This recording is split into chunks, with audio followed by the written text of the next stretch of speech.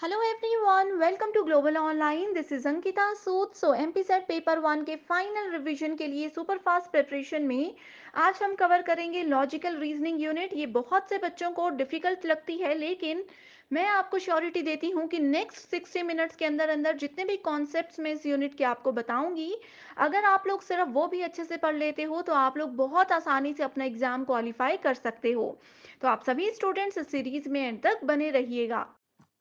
एमपीसेट exam qualify करने के लिए पेपर वन में आपको मिनिमम 75 प्लस स्कोर करना होगा एंड एक महीने के अंदर अंदर ये चीज बिल्कुल पॉसिबल है। बस आपको यहाँ पर स्मार्ट प्रिपरेशन करनी है एंड आपके स्मार्ट प्रिपरेशन के लिए पेपर वन का कंप्लीट कोर्स हम लेकर आए हैं, जो कि एग्जामिनेशन के डिफिकल्टी लेवल और पैटर्न के हिसाब से बनाया गया है। इसमें आपको पेपर वन के टोटल 10 यूनिट्स के फुल सिलेबस वीडियो लेक्चर्स हम देते हैं, हिंदी एंड इंग्लिश दोनों लैंग्वेजेस में, सिंपल लैंग्वेज में, स्मार्ट ट्रिक्स के साथ। यहाँ पर पहले आपके कॉन्सेप्ट क्लियर करवाए जाएंगे एंड उसके बाद एमसीक्यूज के जरिए आपको बताया जाएगा कि किस तरीके से क्वेश्चंस एग्जाम में आते हैं। साथ ही आपको फुल सिलेबस नोट्स यहाँ पर पीडीएफ के फॉर्मेट में मिलते हैं, जिसको बहुत आसानी से अपने मोबाइल फोन में डाउनलोड करके आप पढ़ सकते हो। फुल सिलेबस मॉक टेस्ट में से as it is questions exam में आते हैं एंड ये आपकी फाइनल प्रिपरेशन में बहुत हेल्प करता है। साथ ही प्रीवियस ईयर क्वेश्चन सॉल्यूशन के साथ आपको मिलेंगे, जिससे आपको एक आइडिया हो जाए कि किस तरीके से क्वेश्चंस एग्जाम में आते हैं। And 2000 plus MCQ question bank में आपको हम देते हैं most repeated and expected questions, और हर एक क्वेश्चन के आंसर के साथ साथ आपको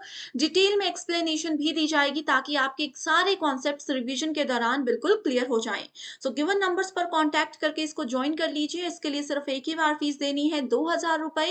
एंड इसके फ्री वीडियोस के लिए ग्लोबल ऑनलाइन ऐप को डाउनलोड कीजिएगा। स्टोर सेक्शन पर सर्च बार में आपको कोर्स का नाम लिखना है। कोर्स के ओवरव्यू के बाद कंटेंट पे क्लिक करोगे, सो यहाँ पर आप मल्टीपल फोल्डर्स देख सकते हो। यूनिट वाइज फोल्डर्स भी अवेलेबल हैं। हर एक यूनिट में आपको theory lectures, MCQ lectures, notes और मॉक टेस्ट मिलेंगे, जो कि एग्जाम को क्वालिफाई करने में जरूर आपको मदद करेंगे। आप देख सकते हो हिंदी इंग्लिश दोनों लैंग्वेजेस में mock test and complete course available है। सो आज ही आप इन नंबर्स पर कांटेक्ट कीजिए, इस कोर्स को ज्वाइन कीजिए और एक महीने के अंदर अंदर आप इस एग्जाम को बहुत अच्छे स्कोर से क्वालिफाई कर सकते हो। सबसे पहले आपके सामने ये सिलेबस है और आप सभी स्टूडेंट्स को पता होना चाहिए कि युक्ति युक्त तर्क यूनिट में आपके सिलेबस को दो हिस्सों में बांटा गया है। पहला हिस्सा है जिसमें कि हम लोग लॉजिक और वेन डायग्राम्स के बारे में देखते हैं, और दूसरे हिस्से में हम इंडियन लॉजिक के बारे में देखते हैं। दोनों हिस्से बहुत इंपॉर्टेंट है। अपर पार्ट की अगर हम बात करें तो 4 से 5 क्वेश्चंस इसमें से आ सकते हैं, और 3 से 4 क्वेश्चंस इस वाले पार्ट में से एग्जाम में आपको देखने को मिलते हैं। तो आप सभी स्टूडेंट्स को यहाँ पर हिंदी इंग्लिश दोनों लैंग्वेजेस में मैं सिंपल से सिंपल तरीके से सारे कॉन्सेप्ट्स क्लियर करने की पूरी कोशिश करूंगी। सबसे पहले लॉजिकल रीजनिंग में आपको पता होना चाहिए लॉजिक क्या होता है। देखो, लॉजिक जो है इसको हिंदी में बोला जाता है तर्क। अब दो लोग अगर आपस में बात कर रहे हैं और एक व्यक्ति बहुत ही तर्क के साथ कोई बात आपको बताए, बहुत ही लॉजिक लगा करके कोई बात आपको बताए, तो आप उसकी बात को जरूर मानते हो। तो लॉजिकल रीजनिंग भी हमें यही बताता है कि अगर दो लोग या दो से ज्यादा लोग आपस में बात कर रहे हैं और उनकी बात का जो फाइनल कंक्लूजन है, जो फाइनल निष्कर्ष है, वो निकालने में लॉजिकल रीजनिंग हमें मदद करता है। लॉजिकल रीजनिंग का ये इंट्रोडक्शन था। अब इसमें पहला इंपॉर्टेंट टॉपिक है सिलोजिज्म, यानी कि सिलोजिज्म क्या होता है। इसमें हमारे पास कुछ स्टेटमेंट्स होती हैं एंड उन स्टेटमेंट्स को ध्यान में रखते हुए हमें कंक्लूजन यानी कि निष्कर्ष पर पहुंचना होता है। ओके, अब यहाँ पर एक चीज और ध्यान रखिए, एग्जाम में क्या होता है, कुछ स्टेटमेंट्स ऐसी दी होती हैं जिसका कोई लॉजिक नहीं होता, जो कि इलॉजिकल सी होती है, जिनका कोई फाइनल मीनिंग नहीं निकल पाता। तो स्टूडेंट्स उसमें कंफ्यूज मत होना। सिलोजिज्म की खास बात यही है कि इसमें आप लोगों को स्टेटमेंट के जो स्टेटमेंट्स गिवन है उसके मीनिंग पर नहीं जाना है, बल्कि क्वेश्चन में क्या मांगा गया है, क्या पूछा गया है, डायरेक्टली उस पर जाना है। अब जैसे इसी एग्जाम्पल को देख लेते हैं। यहाँ पर दो स्टेटमेंट्स दी गई हैं, स्टेटमेंट वन और स्टेटमेंट टू। इन दोनों स्टेटमेंट्स को इकट्ठा बोलते हैं प्रीमाइसेस। ठीक है, प्रीमाइसेस इनको कहा जाता है। सो देखो, इसमें कोई लॉजिक नहीं है। पहली बोलती है ऑल पेन्स आर पेंसिल्स। हर एक पेन क्या पेंसिल होता है? All pencils are books. हर एक पेंसिल क्या बुक होती है? नहीं होती है। तो इसमें कहा गया है कि कई बार स्टेटमेंट्स और कंक्लूजन इलॉजिकल नजर आते हैं, अतार्किक नजर आते हैं, लेकिन सिलोजिज्म से संबंधित प्रश्नों का हल करते समय उम्मीदवारों को दिए गए कथनों को 100% सत्य मानना चाहिए। ये एक ट्रिक है। ठीक है, अब देखो, ये चीजें आपको हमेशा ध्यान रखनी है कि प्रीमाइसेस क्या होते हैं। दो स्टेटमेंट्स हैं, दोनों स्टेटमेंट्स को प्रीमाइसेस बोला जाता है और कंक्लूजन जो होता है वो होता है निष्कर्ष। Okay, premises consist of two parts. अब देखो, प्रीमाइसेस को भी दो हिस्सों में बांटा गया है, एक स्टेटमेंट को भी दो हिस्सों में बांटा गया है। पहला है सब्जेक्ट और प्रेडिकेट, यानी कि विषय और विधेय। सब्जेक्ट क्या होता है? अब जैसे ये वाली पहली स्टेटमेंट है, ऑल पेन्स आर पेंसिल्स, ठीक है। सो इसमें ये जो पेन्स है ये होता है सब्जेक्ट, यानी कि किसी भी स्टेटमेंट में पहला जो शब्द होता है वो सब्जेक्ट होता है, विषय होता है, और दूसरा जो होता है वो होता है प्रेडिकेट, यानी कि विधेय। तो पहला हमेशा, जैसे इस वाली स्टेटमेंट में ये सब्जेक्ट है, विषय है, बुक्स क्या है, ये विधेय है, यानी कि प्रेडिकेट है। तो ये चीजें आपको क्लियर हो गई। इसके बाद दूसरी चीजें आती है मिडल टर्म, माइनर टर्म और मेजर टर्म, प्रमुख पद, लघु पद और मध्य पद। एग्जाम में ये पद आपको ढूंढने के लिए पूछा जाता है, आपको पूछा जाता है कि इस तरीके से एग्जाम्पल दिया होगा, आपको बताना है कि इसमें से मिडल टर्म बताइए। एक मैं आपको बताती हूँ, उसके बाद होमवर्क क्वेश्चन दूंगी जिसका आंसर मुझे कमेंट करके बताओगे, ठीक है। सबसे पहले मिडल टर्म की बात करते हैं। मिडल टर्म होती है एक कॉमन टर्म, ठीक है। देखो इसमें क्या है, all pens are pencils, all pencils are books. So दोनों स्टेटमेंट्स में, इसमें हमने कंक्लूजन को नहीं देखना है, ठीक है। दोनों ही स्टेटमेंट्स में कॉमन क्या है, कॉमन है पेंसिल, ठीक है। तो पेंसिल्स क्या हो गई, पेंसिल्स यहां पर आ गई middle term. Okay, middle term को क्या कहते हैं, मिडल टर्म को कहते हैं मध्यम पद। In a syllogism, a middle term is a term that appears in both the premises. ये दोनों ही premises में है, दोनों ही statement में है, लेकिन conclusion में नहीं है। देखो पेंसिल्स आपको कंक्लूजन में नहीं दिखेगा, तो ये मिडल टर्म की इंपॉर्टेंट डेफिनेशन है जो कि एग्जाम में पूछी गई है। मिडल टर्म एक ऐसी कॉमन टर्म होती है जो कि दोनों स्टेटमेंट में दिखती है लेकिन कंक्लूजन में नहीं दिखती, निष्कर्ष में नहीं दिखती। सो यहाँ पर हमारे पास मिडल टर्म क्या हो गई, मिडल टर्म हो गई पेंसिल्स। उसके बाद आती है मेजर टर्म। मेजर का मतलब क्या होता है, बड़ा होता है, प्रमुख होता है। सो प्रमुख जो चीज होती है उसको सबसे ऊपर लिखते हैं, ठीक है। प्रमुख चीज सबसे ऊपर होती है। सो इसमें देखो ये तो मिडल टर्म है, तो मेजर टर्म क्या है, पेन्स है। मेजर टर्म क्या है, पेन्स है। इसको कैसे हमने देखा, पहली स्टेटमेंट में जो दो शब्द है, एक को पहले हम मिडल टर्म मान लेंगे, जो बचा बाकी दूसरा वो होता है मेजर टर्म। उसके बाद आता है माइनर टर्म। सो माइनर टर्म होती है हमेशा सेकंड स्टेटमेंट में, मेजर टर्म हमेशा फर्स्ट स्टेटमेंट में होती है, माइनर टर्म हमेशा सेकंड स्टेटमेंट में होती है। एंड इसमें भी मिडल टर्म जो है, एक शब्द मिडल टर्म आ गया, इसको हटा देंगे, जो दूसरा बाकी बचा वो हो गया माइनर टर्म्स। सो बुक्स यहाँ पर है माइनर टर्म, ठीक है। प्रमुख पद, माइनर टर्म मतलब लघु पद, और मिडल टर्म मतलब मध्यम पद। डेफिनेशंस पर एक बार जाते हैं। The term in a syllogism that is the predicate of conclusion is known as major term. अब देखो मेजर टर्म का एक और यहाँ पर रूल क्या है, इसमें कहा है कि प्रेडिकेट ऑफ कंक्लूजन, कंक्लूजन का प्रेडिकेट क्या है, कंक्लूजन का प्रेडिकेट जो है वो हमारे पास मेजर टर्म होती है। ओके, अब यहाँ पर एक मैं आप लोगों को होमवर्क क्वेश्चन दे रही हूँ। ऑल डॉग्स आर कैट्स, रुको इसको इस तरीके से लिखते हैं हम अच्छे से। All dogs are cats, all cats are lions, therefore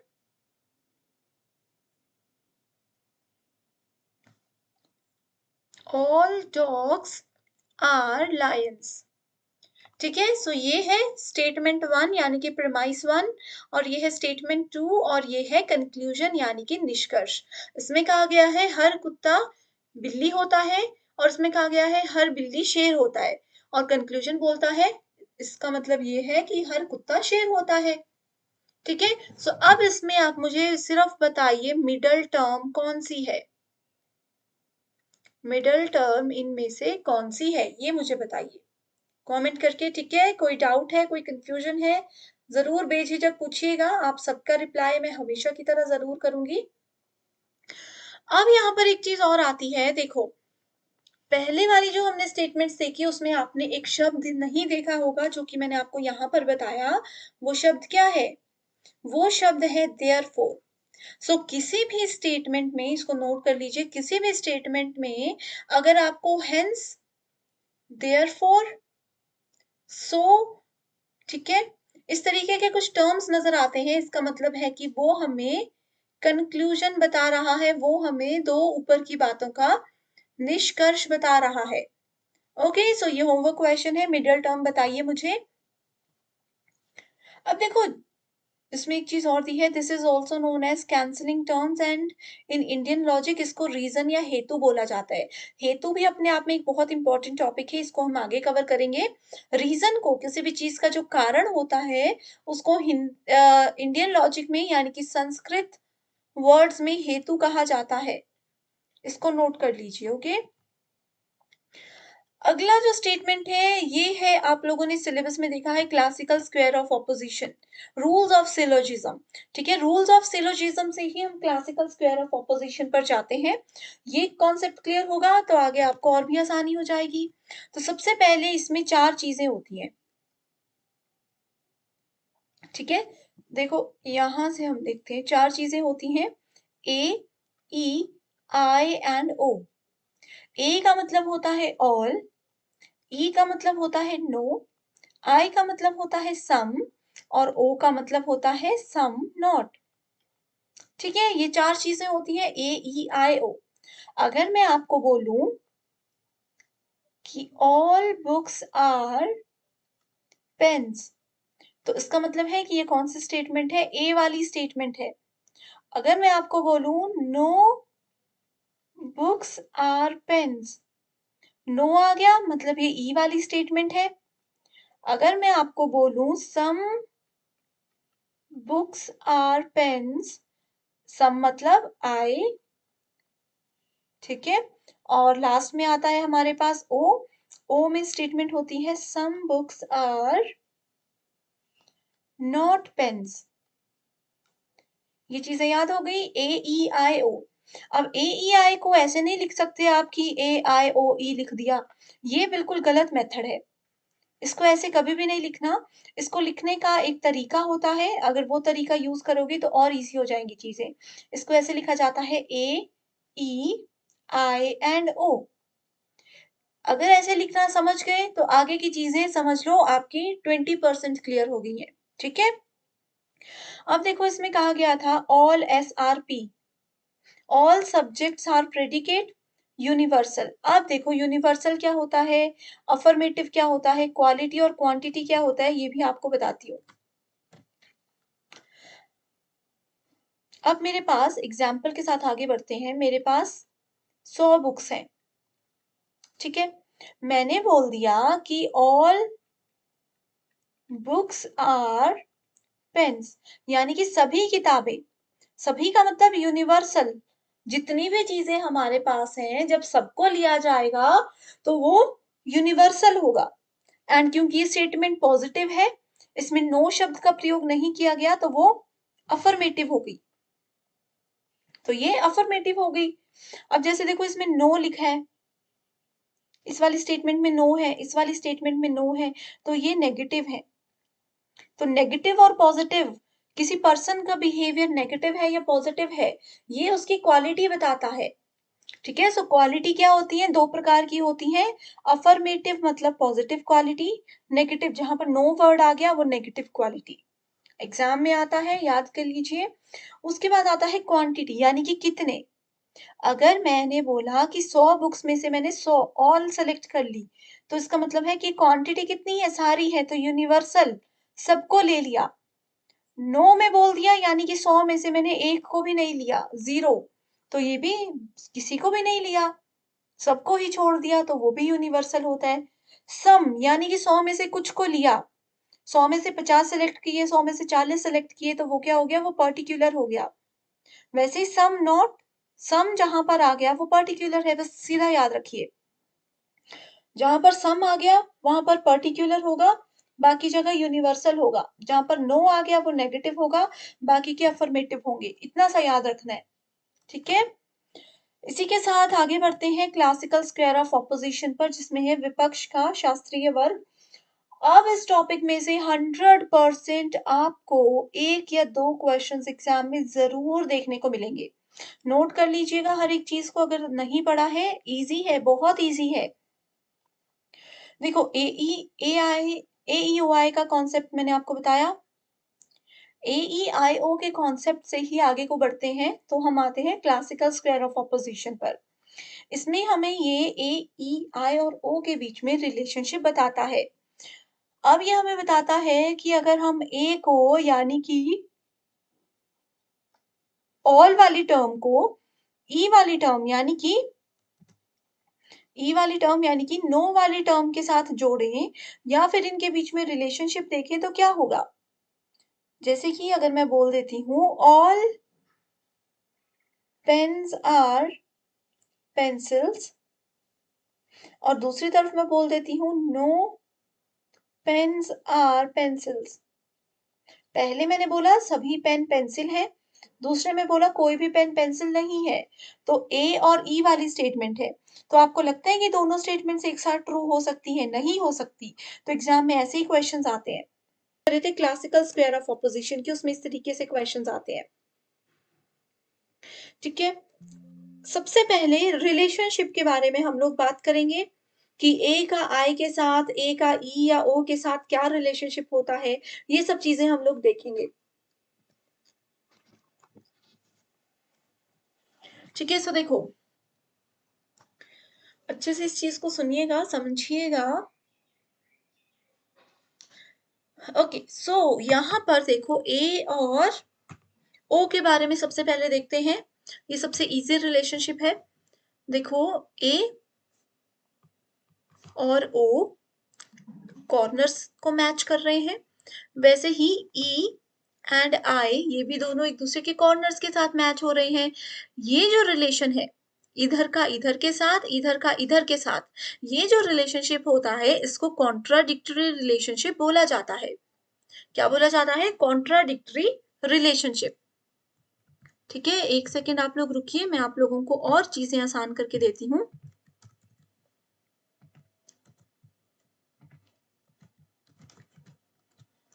ठीक है, सो यहाँ पर देखिए, ऐसे याद रखिए, पहला रिलेशनशिप है ए का ओ के साथ और ई का आई के साथ। ठीक है, ये होते हैं कॉन्ट्राडिक्टरी रिलेशनशिप। कॉन्ट्राडिक्टरी का मतलब होता है कॉन्ट्राडिक्ट, यानी कि एक दूसरे के ऑपोजिट। ठीक है, इसमें एक दूसरे के ऑपोजिट का क्या मतलब है? इसका मतलब ये है कि अगर ए वाली स्टेटमेंट को हमने बोल दिया कि ये बिल्कुल सत्य है, तो डेफिनेटली सी बात है, बिल्कुल पक्की बात है कि ओ फॉल्स ही होगा। लेकिन अगर हमने माना था कि ए फॉल्स है, तो इसका मतलब है कि ओ ट्रू होगा। ये एक दूसरे के ऑपोजिट है। एक फ्रेंड ने बोल दिया कि मैं जा रही हूँ, तो दूसरी ने बोला मैं नहीं जाऊंगी। अगर दूसरी ने बोला होता कि मैं नहीं जाती, तो पहली वाली बोलती कि मैं तो पक्का जाऊंगी। वही हिसाब यहाँ पर, ये कॉन्ट्राडिक्टरी है, एक दूसरे के बिल्कुल ऑपोजिट काम करते हैं। Same goes for E and I. E अगर ट्रू है तो आई हमारे पास फॉल्स हो जाएगा। ई अगर हमने मान लिया फॉल्स है, तो आई हमारे पास ट्रू हो जाएगा। ये एक दूसरे के ऑपोजिट है। ठीक है, एक अगर ट्रू है तो दूसरा हमेशा फॉल्स होगा, एक अगर फॉल्स है तो दूसरा हमेशा ट्रू होगा। ये स्टेटमेंट है। एंड यहाँ पर ये भी ध्यान रखिए कि रिलेशनशिप जो है ए का ओ के साथ ही होगा, ई का आई के साथ ही होगा, जो मैंने अभी आपको बात बताई। इसको कॉन्ट्राडिक्टरी बोला जाता है। इसी के साथ अब दूसरा रिलेशनशिप कौन सा है? दूसरा लेकर चलते हैं हम, कॉन्ट्रारी, ए और ई का रिलेशनशिप। ठीक है, इसको नोट इस तरीके से कीजिए, ए का रिलेशनशिप ई के साथ। ठीक है, ई आपको किसकी तरह दिखता है? ई जो है वो देखने में किसके जैसा है? एफ के जैसा है। ट्रिक बता रही हूँ, ई दिखने में एफ के जैसा है और एफ का मतलब होता है यहाँ पर फॉल्स। ठीक है, सो ए और ई का रिलेशनशिप हमें ये बताता है कि ये दोनों चीजें एक साथ में फॉल्स हो सकती हैं, एक साथ में झूठी हो सकती हैं, लेकिन एक साथ में सत्य कभी भी नहीं हो सकती। तो ए और ई का रिलेशनशिप क्या होता है? falls together but not true together। ठीक है, तो ये रिलेशनशिप है ए और ई का। अगला रिलेशनशिप, अब देखो अगला रिलेशनशिप क्या है, इसका ऑपोजिट है। ऊपर वाला अगर कॉन्ट्ररी था तो नीचे वाला सब कॉन्ट्ररी है, आई एंड ओ। ठीक है, सो आई एंड ओ, कॉन्ट्ररी का उल्टा सब कॉन्ट्ररी। तो इसमें क्या होगा, आई किसके जैसा दिखता है, देखो आई किसके जैसा दिखता है, टी के जैसा दिखता है ना। और ई देखो, इसको ऐसे याद रखो, ई एफ के जैसा दिखता है मतलब फॉल्स, आई टी के जैसा दिखता है मतलब ट्रू। तो आई एंड ओ में रिलेशनशिप ये हो सकता है कि ये दोनों हमेशा एक साथ ट्रू हो सकते हैं, लेकिन कभी भी एक साथ फॉल्स नहीं हो सकते। ओके, नोट कर लिया। इसके बाद फिर अगला रिलेशनशिप पे अगर जाएंगे तो ये रिलेशनशिप आ जाएगा ए और आई का, ई एंड ओ का। ये क्या है, ये दोनों सब ऑल्ट्रेशन है। ये तो कॉन्ट्ररी और सब कॉन्ट्ररी था ना, इसलिए इनके अलग अलग रूल्स थे। अब ये दोनों सब ऑल्ट्रेशन है तो ए से आई, ई से ओ का सेम रिलेशनशिप ही रहता है। ठीक है, सो इस रिलेशनशिप को हम कैसे लिखेंगे, ए से आई। ठीक है, ए से आई, ए से आई की ओर अगर हम लोग जाएंगे तो क्या होगा, अगर ए ट्रू है, अगर ए ट्रू है तो ये क्या करेगा, ये आई को भी ट्रू बना देगा। ठीक है, डाउनवर्ड,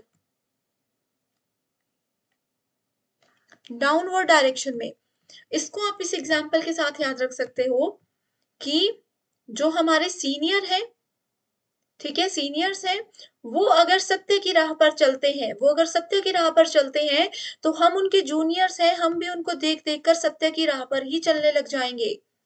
तो ऊपर से सीनियर से जब नीचे की ओर आएंगे, ऊपर वाला अगर सत्य है तो वो नीचे वाले को भी सत्य बना देगा, ए ट्रू है तो वो आई को भी ट्रू बना देगा। ठीक है, लेकिन नीचे से, अगर नीचे से ऊपर की ओर जाए, नीचे वाला अगर झूठा है तो वो ऊपर वाले को भी झूठा साबित करने की पूरी कोशिश करेगा। इसका मतलब क्या है, इसको ऐसे याद रखिए कि इसका मतलब है कि अगर आई फॉल्स है तो वो ए को भी फॉल्स बनाने की पूरी कोशिश करेगा, वो ए को भी पूरा फॉल्स बना ही देगा। ओके, नेक्स्ट आ जाता है रिलेशनशिप बिटवीन ई एंड ओ। सो ई अगर ट्रू है, सेम फॉलो होगा पैटर्न कि ऊपर वाला सत्य है तो वो नीचे अपने जूनियर्स को भी सत्य साबित करेगा, तो वो ट्रू किसको बना देगा, ओ को भी ट्रू बना देगा। लेकिन वहीं अगर ओ फॉल्स है तो ई का क्या हो जाएगा, ई का कुछ भी नहीं होगा। इस तरीके की कंडीशन एग्जाम में आती भी नहीं है, एंड ये हमेशा ऑलवेज डाउटफुल कंडीशन की कैटेगरी में ही काउंट किए जाते हैं।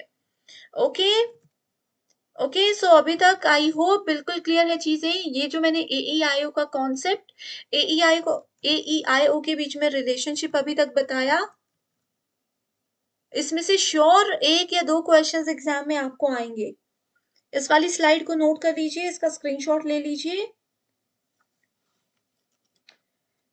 ठीक है, एग्जाम्पल्स के साथ देखते हैं चीजों को। एक ही एग्जाम्पल बताऊंगी, बाकी हमने ऑलरेडी सेशंस में डिस्कस किया है। अगर मेरे पास स्टेटमेंट है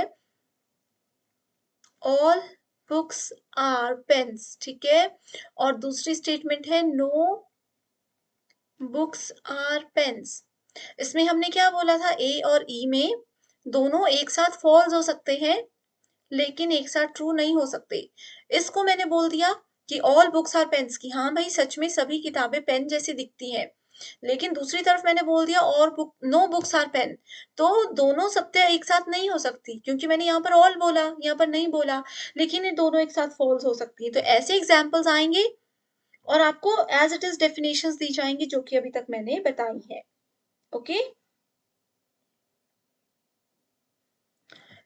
बहुत सारे स्टूडेंट्स ऐसे हैं जिनको डाउट रहता है ई और ओ वाले कॉन्सेप्ट में, है ना, ई और ओ वाले में डाउट रहता है, तो इसको ऐसे याद रखिए देखो, ए से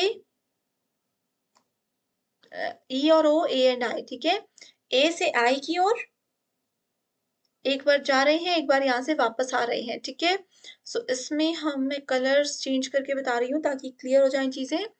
ए से आई की ओर, आई किसके जैसा दिखता है, टी के जैसा दिखता है, तो ए से आई की ओर जा रहे हैं तो ये ट्रू हो जाएगा। आई से ए की ओर जा रहे हैं तो ये उसका उल्टा है तो फॉल्स हो जाएगा, ठीक है। ए से आई की ओर गए, आई टी जैसा दिखता है तो ट्रू की ओर ये हमें लेकर जा रहा है, सत्य की ओर लेकर जा रहा है।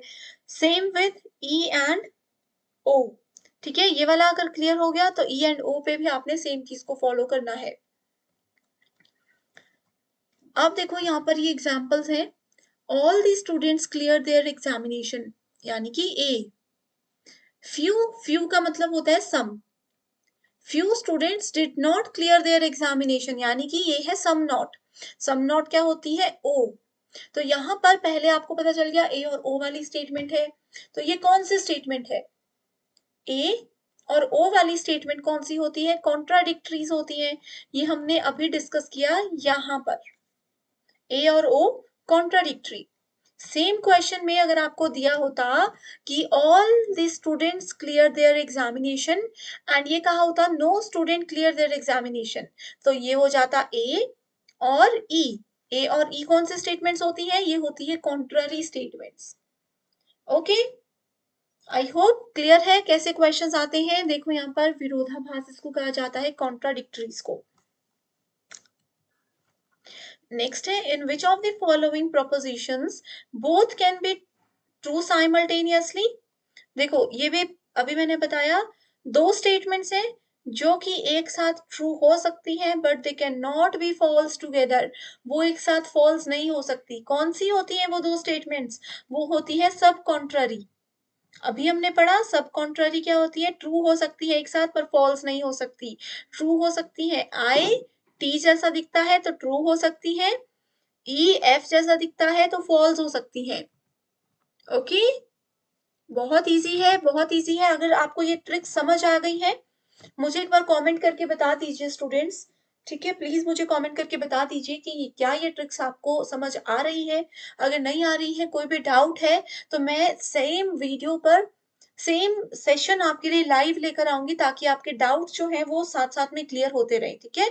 अगर क्लियर हो रही है तो हमेशा की तरह कमेंट करके मुझे मोटिवेट कीजिए ताकि मैं इस तरीके की सीरीज आपके लिए कंटिन्यू रख सकूं।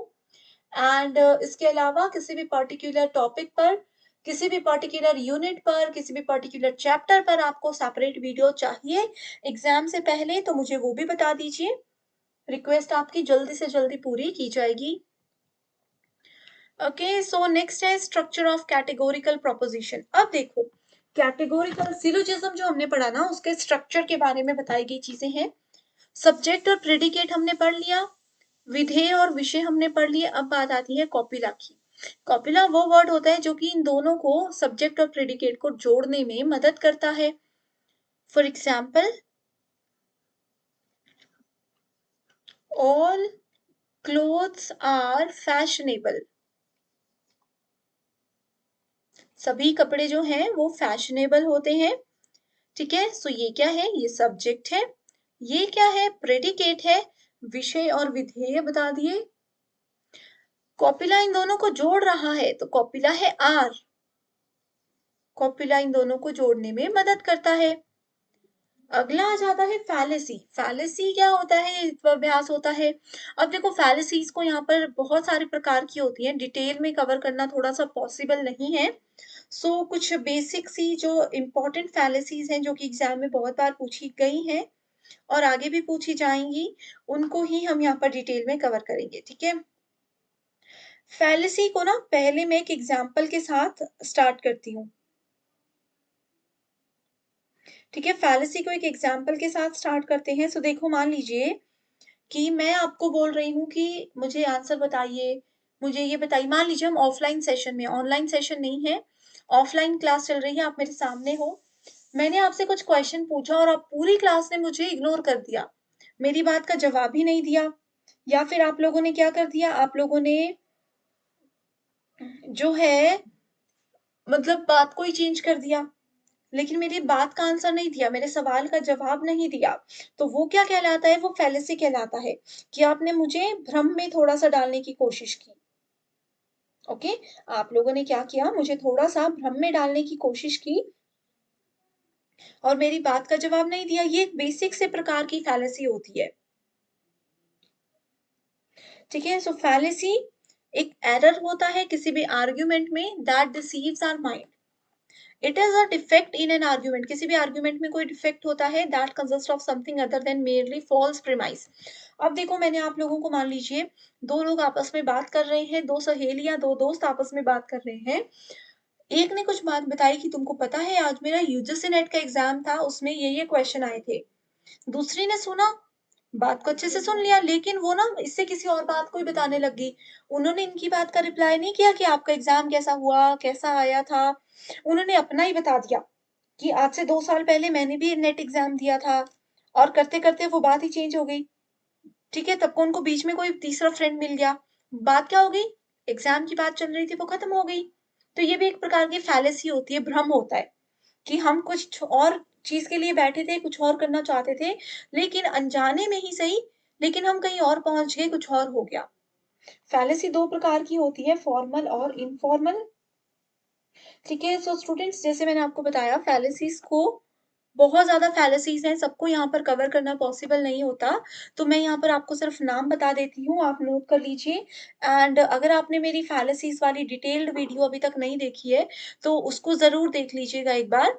ठीक है? कमेंट कर दीजिए, लिंक आप लोगों को मिल जाएगा कि फैलेसीज़ क्या-क्या होती हैं, कैसे अलग-अलग फैलेसी को याद रखा जा सकता है। ठीक है? तो एक फैलेसी आती है रेड हेयरिंग फैलेसी।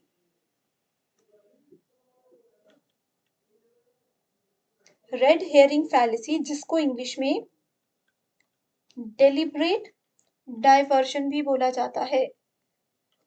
ओके? जानबूझकर अगर हम किसी बात को दूसरी तरफ घुमा देते हैं, तो उसको डेलिब्रेट डाइवर्शन कहते हैं। रेड हियरिंग फैलेसी, हियरिंग मतलब सुनना, रेड हियरिंग मतलब नहीं सुनना, कि हमने सुनकर भी उस बात को अगर इग्नोर किया, बात को बदल दिया, वो रेड हियरिंग फैलेसी होती है।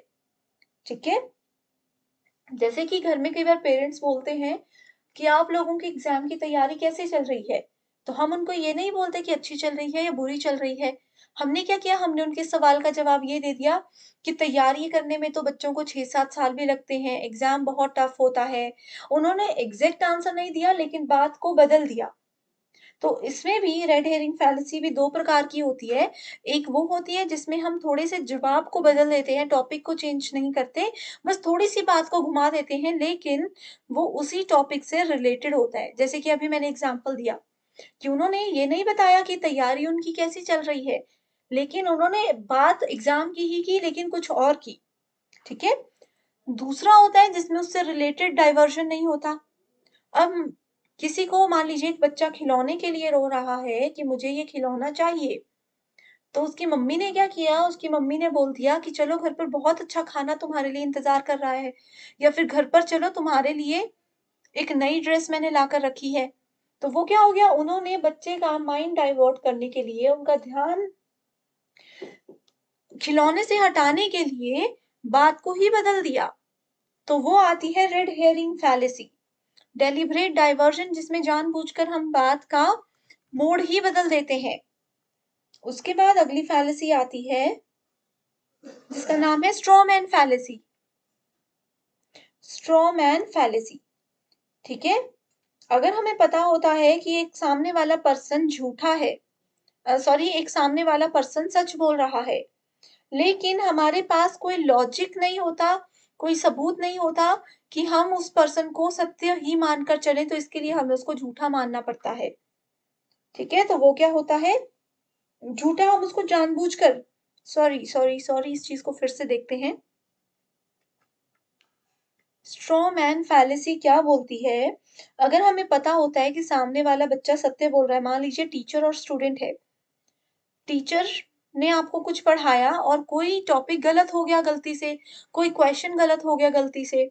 अब स्टूडेंट्स ने यहाँ पर इकट्ठे होके बोल दिया कि आपने इसका आंसर गलत बताया। ठीक है? अब टीचर को क्या लग रहा है कि टीचर को थोड़े टाइम बाद समझ आ गया कि हाँ, ये क्वेश्चन मुझसे गलती से गलत तो हो गया। लेकिन मैं तो टीचर हूँ, बच्चों के सामने अगर ऐसा हो गया कि मैंने गलत पढ़ाया तो मेरी तो यहाँ पर इज़्ज़त जाएगी, है ना? मेरी तो यहाँ पर इमेज खराब हो जाएगी, ऐसा होता है।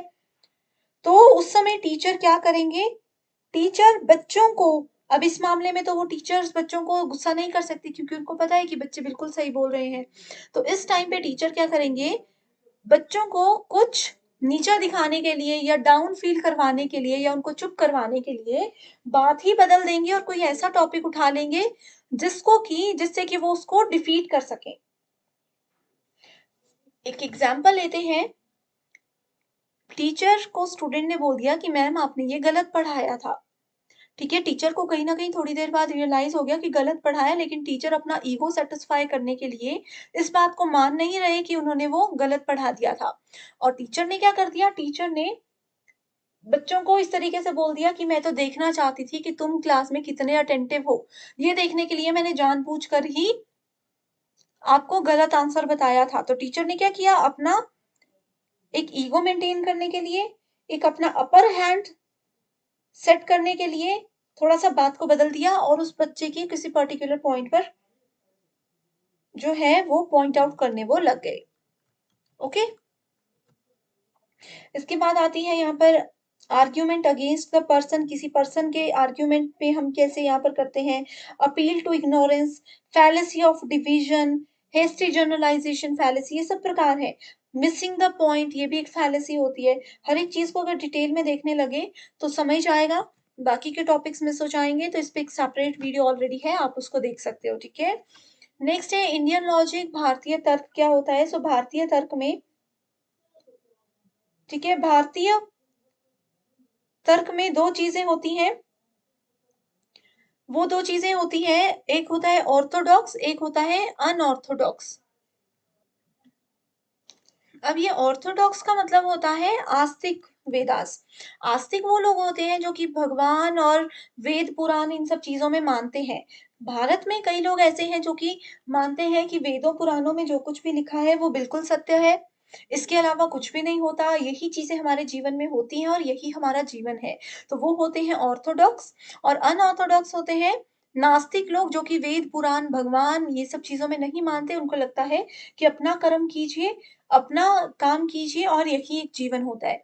सो जो आस्तिक लोग होते हैं, जो वेद पुराण में मानते हैं, उसमें कुछ फिलॉसफीज़ आती हैं, जैसे न्याय फिलॉसफी, विशेषिका, मीमांसा जिसको पूर्व मीमांसा भी कहते हैं, समख्या फिलॉसफी, योगा फिलॉसफी और उत्तर मीमांसा जिसको वेदांत के नाम से जाना जाता है। वहीं नॉन वेदास में आता है बुद्धिस्ट, जैनिज़्म और चारवाक यानी कि भौतिकवादी। तो ये जो लोग होते हैं, आपने देखा होगा, बुद्धिस्ट लोग, जैन लोग मंदिर मस्जिदों में नहीं जाते, मंदिर और कहीं नहीं जाते।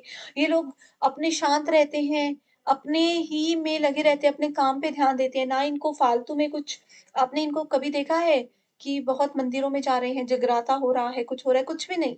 ये लोग वेद, पुराण, भगवान इन सब में इतना मानते ही नहीं है। इनको लगता है अपने कर्म कीजिए, वही काफ़ी है। ओके? इसके बाद अगला आता है प्रमाण। सो प्रमाण में सबसे पहली चीज तो आपको यहीं पर ये याद रखनी है कि प्रमाण होते हैं 6 प्रकार के इंडियन लॉजिक के हिसाब से। ठीक है, तो उसमें होते हैं 6 प्रकार के प्रमाण, जिसमें पहला है प्रत्यक्ष। हर एक चीज को आगे डिटेल में बताऊंगी। पहला होता है प्रत्यक्ष, संस्कृत शब्द है प्रत्यक्ष, हिंदी में इसको परसेप्शन कहा जाता है। उसके बाद आता है अनुमान यानी कि इन्फेरेंस। उसके बाद आ जाता है उपमना यानी कि कंपैरिजन, शब्द, वर्बल टेस्टिमनी, अर्थपत्ति, इम्प्लीकेशन और अनुपलब्धि, नॉन एप्रीहेंशन। ठीक है, सो इसी चीज को हम डिटेल में देखते हैं। सो प्रत्यक्ष का मतलब होता है जो चीज हमारे सामने है। आपने ये शब्द सुना होगा कि प्रत्यक्ष को कभी भी प्रमाण की जरूरत नहीं होती है ना?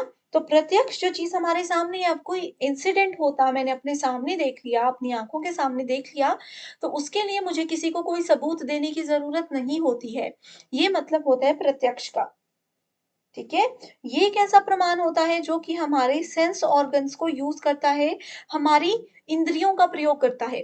कोई चीज अगर मैंने अपनी आंखों से देखी, अपने कानों से सुनी, ठीक है? अपने खुद मैंने सामने उसको होते हुए देखा है, तो उस चीज़ के लिए मुझे किसी को भी सत्य साबित करने के लिए जो है सबूत की ज़रूरत नहीं होती, ये इसमें बोला जाता है। कोई चीज़ है जिसको मैंने खुद टच करके देखा वो सॉफ्ट है या हार्ड है। मैंने अगर खुद टच कर लिया कि वो सॉफ्ट है, तो मैं किसी को उस चीज़ का प्रमाण क्यों दूँ? ठीक है? वहीं अगर मैंने किसी फूड को कोई मुझे बोल रहा है कि ये फूड बहुत अच्छा होता है, खाकर देखिए। मैंने अगर उस फूड को पहले से खा लिया है, मुझे वो अच्छा नहीं लगा है, तो उस चीज़ का भी मुझे क्या है, मुझे पता है, मैंने खुद उसको टेस्ट किया। तो जहाँ पर भी हमारी इंद्रियाँ इन्वॉल्व होती हैं, वहाँ पर क्या होता है? वहाँ पर प्रत्यक्ष होता है। दूसरी चीज़ आ जाती है अनुमना। अनुमान का मतलब होता है गेस करना, असम्पशन्स, इन्फेरेंस जिसको बोला जाता है। ठीक है? ये एक ऐसा प्रमाण होता है जिसमें कि हम अपने पुराने नॉलेज से, अपने ओल्ड नॉलेज को थोड़ा-सा आइडिया लगा कर के किसी चीज़ का कन्क्लूज़न निकालते हैं। अब कोई प्रॉब्लम आपके सामने अगर आती है, तो आप लोग क्या करते हो उस प्रॉब्लम के सॉल्यूशन के लिए कुछ अपने दिमाग में जो आपके पास आइडियाज़ होते हैं, उसको यूज़ करके कुछ गेस लगाते हो, है ना? कुछ गेस करते हो, हाइपोथेसिस हमने रिसर्च में पढ़ा था, हाइपोथेसिस लगाते हो जिसको अनुमान कहा जाता है और सॉल्यूशन तक पहुँचने की कोशिश करते हो। तीसरा आ जाता है उपमना प्रमाण। उपमना का मतलब होता है कंपैरिज़न, जहाँ पर एक चीज़ को किसी दूसरी चीज़ के साथ कंपेयर किया जा रहा हो, वहाँ पर उपमना प्रमाण होता है। अगला आता है अर्थपति। अर्थपति 2 चीज़ों से मिलकर बना है, ठीक है? अर्थपति 2 चीज़ों से मिलकर बना है, एक होता है अर्थ, ठीक है? यानी कि किसी चीज़ का अर्थ, किसी चीज़ का मीनिंग, और पति यानी कि उत्पत्ति, 2 चीज़ें होती हैं। देखो इसको लिख कर बताती हूँ। अर्थपति 2 चीज़ें हैं, अर्थ प्लस उत्पत्ति या फिर अर्थ की उत्पत्ति।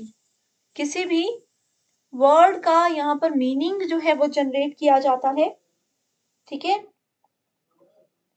इसमें क्या होता है, हमने जो सुनी-सुनाई बातें होती हैं, जो बिलीफ्स होते हैं, जो धारणाएँ होती हैं, ठीक है? उन सब के बारे में जो हम सुनते हैं, हम उसको मान लेते हैं। अर्थपति में ये होता है। अब मुझे किसी ने कोई बात बताई कि वेदों पुराणों में ऐसा होता है। मैंने चाहे वेद पुराण नहीं पढ़े हैं, नहीं सुने हैं, लेकिन मैंने क्या किया, मैंने उनकी बात को मान लिया। ये एक प्रमाण होता है। किसी की बात को मान लेना एक प्रमाण होता है, ठीक है? अनुपलब्धि, लास्ट है अनुपलब्धि, नॉन एप्रीहेंशन, नॉट अवेलेबल। देखो अनुपलब्धि 2 चीज़ों से बना है, अनु उपलब्धि यानी कि नॉट अवेलेबल, जो चीज़ उपलब्ध नहीं है, ठीक है? ये होता है absence of knowledge, absence of knowledge इसको कहा जाता है अनुपलब्धि, ठीक है? सो एब्सेंस ऑफ नॉलेज जहाँ पर हमें ज्ञान ही नहीं है। अब किसी जगह पर हमें किसी पर्टिकुलर चीज़ का अगर ज्ञान नहीं है, तो उसको अनुपलब्ध कहा जाएगा। एक यहाँ पर मिस हो गया शब्द।